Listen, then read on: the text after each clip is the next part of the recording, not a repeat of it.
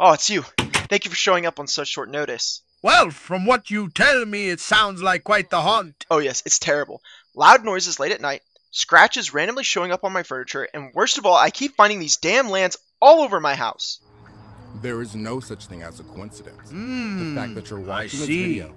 I think I know how to draw this spirit out. Yeah, I think Jund just isn't what it used to be.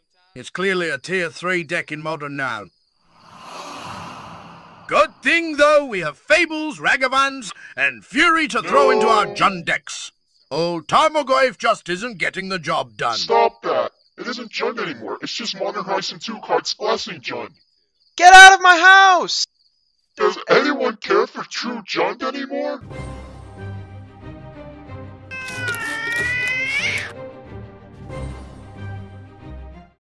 What's up, Planeswalkers? How you doing? What the heck is this? Listen here, buddy. I put a lot of time into editing this, so you're gonna watch me talk about cards. Now, if you'll excuse me. Spooky season continues with a viewer-requested deck, Lord Windgrace, the Planeswalker from Dominaria, and if you're asking me, Moot, how is this card scary? Well, you clearly have never played against Jund Landfall. Anyways, Lord Windgrace is a Jund and 2 colorless Planeswalker that enters the battlefield with 5 loyalty. His first ability discards a card, and then we draw a card. But if the card we discarded is a land, we draw 2 instead. His second ability returns 2 lands from our graveyard to the battlefield, and his ultimate is to destroy 6 target non-land permanents and then make 6 2/2 green cat tokens with Forest Walk, but honestly, forget the ultimate, it's garbage and we'll never use it. What we plan to do today is abuse the first 2 abilities to gain so much value that we force our table to play Arch Enemy. Full disclosure, this deck is pretty lean, and if you're someone who enjoys the finer things in Magic, don't be afraid to change this deck list to your needs. Now, if you'd like a video featuring your favorite commander, then leave it in the comments or join our Discord. Starting the creatures out, we have Ignoble Hierarch. We are playing Jund, so of course we're going to be playing Jund Mana Dorks. Lotus Cobra to ramp out more ramp spells. We get mana anytime a land ETBs. There's a lot to break there. Secure a Tribe Elder or Steve, he can be sacrificed for a land, not a pretty sight. Azusa, Lost but Seeking, lets us play more lands, and did I mention we're playing a landfall deck? Braids, a Risen Nightmare, we can use this card to sacrifice a land to draw cards for each opponent who doesn't do that, so most of the time you're going to be drawing 3 cards and doing 2 damage to each opponent. Side note, we actively want lands in our graveyard, so we really don't mind sacrificing them. Dryad of the Elysian Grove serves 2 purposes in our deck. 1, it lets us make more land drops, and 2nd, we get to turn our lands into basics of each type, and that's for cards like Cabal Coffers and Valakut Awakening. Eternal Witness to return important spells like our win cons. Ramanub Excavator means we can play lands from our graveyard, and we play a lot of fetch lands, so we can abuse that ability. Scoot Swarm is a bit of a red herring in our deck.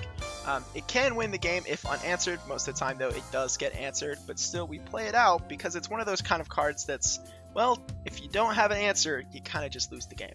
Tireless Provisioner is to make treasure and food. Most of the time we use the fact that we have fetch lands to get 2 treasures, so we can just ramp into an X spell and end the game really fast.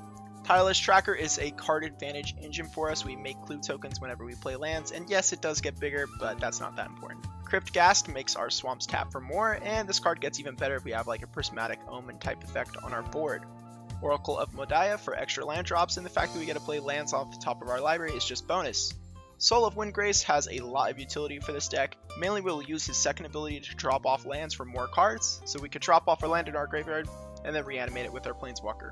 The Gate Rock monster brings the pain in this deck as he will unleash a flood of cards for us. Extra land drop is good, but every time a land goes in the graveyard, we draw a card. It's really good. It's turning our commander's uptick into draw 3, because if we discard that land, it goes in the graveyard, trigger Gate Rock, draw a card, and then since we discard the land, we get a draw 2. So, pretty good. Underrealm Lich is another powerful card that works really well with Gate Rock and could potentially mill us out if we have some luck, but we play this card to perfect our draw and fill that graveyard with lands. Ancient Green Warden will double our landfall triggers and let us play lands from our graveyard, which we should be actively filling. Avenger of Zendikar is another potential win con that needs a lot to go right to win, but it's still good to try because, again, it's a card. If they don't have it, they lose the game. Beladross Witherbloom will double our mana with his untapped mana ability. That's pretty much the only reason we play this card, but it's still a really good reason.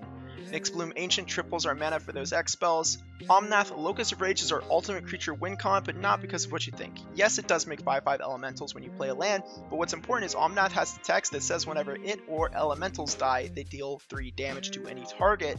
So, with traditional board wipes, we can still win the game with this card. So that's why it's a little bit better than Scoot Swarm or a card like Avenger of Zendikar. We are playing 3 Planeswalkers other than our commander. First is Wrenn and 6. True to most decks, we're actually only playing this to return fetch lands back to our hand. The other abilities are pretty useless, but you can still use them. Pinging something off the board, like a Bird of Paradise, isn't that bad. And the ultimate could be used if we mill one of our win cons. Nissa Vital Force, unlike most Planeswalkers in commander decks, we're actually intending to emblem. Luckily for us though, it actually only needs to survive 1 turn, and then we can emblem it and we'll draw a card every time we play a land. In a deck where we intend to play as many lands as possible in a turn, it's pretty good. Nissa Who Shakes the World is really good because of her static ability, and her uptick is just a bonus. Since we play cards that make our lands basics of every type, that means this Planeswalker should double all our mana. For the spells, we have crop rotation, so we can find important lands like Orborg, Tomb of Yawgmoth, and plus the sacrifice of land is a bonus. Vampiric Tutor, like most tutors, increases our deck's consistency. I'd use this tutor for either important land again or a win con. Assassin's Trophy for removal, and we don't mind sharing the land love with our opponents. Black Sun Zenith is another removal spell that we get to shuffle back into our deck.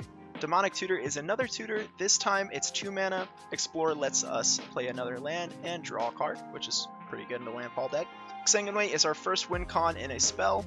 Ideally, we make enough mana to make this spell big enough to even kill the life gain players. Life from the Loam lets us bring some lands back from the graveyard so we can either play them or discard them with our commander. The Dredge is just a cherry on top.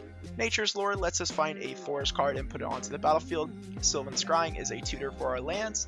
Torment of Hellfire is another X spell we can use to win the game. Cultivate is more ramp. Genesis Wave is another win con because we can potentially hit Underworld Breach or one of our creature win cons. Haro is very ideal in this deck as it requires us to sack a land for its cost. Kodama's Reach is a reskinned Cultivate. Realms Uncharted is a win-win for us as we don't mind lands going to the graveyard, we'll just get them back with our commander or other cards. Damnation is a classic board wipe if we find ourselves lagging behind. Reprocess can lead to some nasty lines, we can sack any number of lands and draw a card for each one.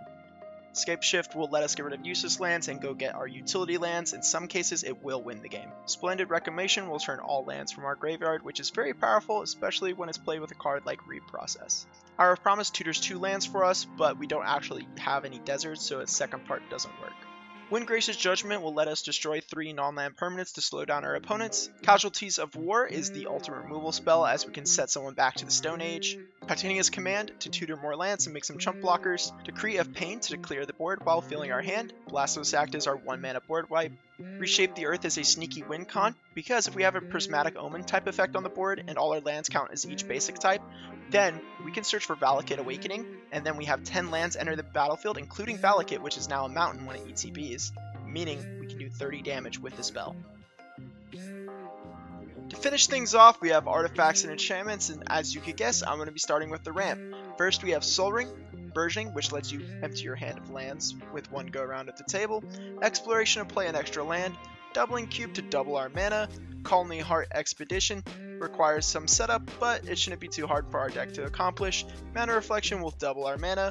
For everything else, we have Crucible of Worlds to play lands from our graveyard, Prismatic Omen to fix our mana, but really we want to turn all our lands into all basic land types.